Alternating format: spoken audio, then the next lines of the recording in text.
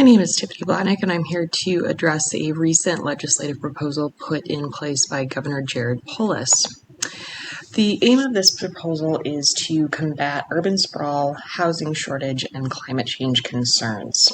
There is a deficit in this proposal in that it does not account for the cost at which new housing is going to cost renters and buyers.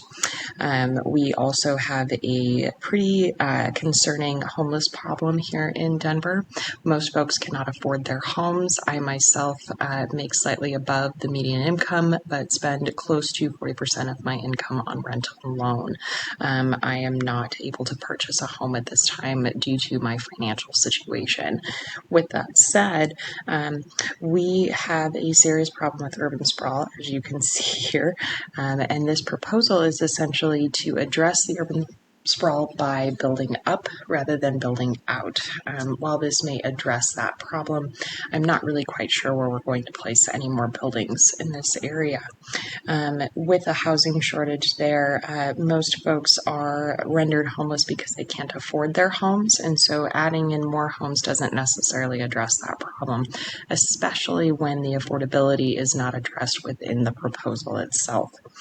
There is also a concern when it comes to, how dense our city is currently, contributing to environmental concerns like emissions. Many folks have to commute. We do have several large cities surrounding our area, and many folks commute either to downtown Denver or from downtown Denver to the surrounding cities. And that does contribute to climate change and environmental concerns quite considerably.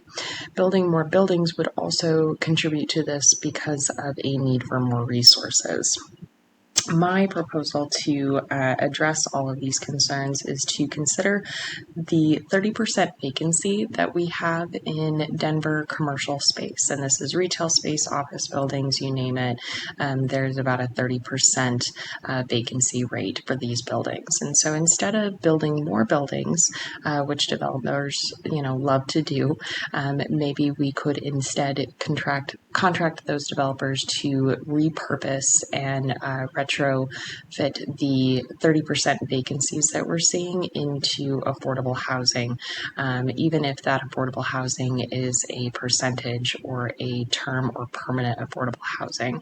At least it would cover all the bases and not contribute to more development that is going to be rendered useless because no one can afford to purchase or rent. Thank you so much. Bye-bye.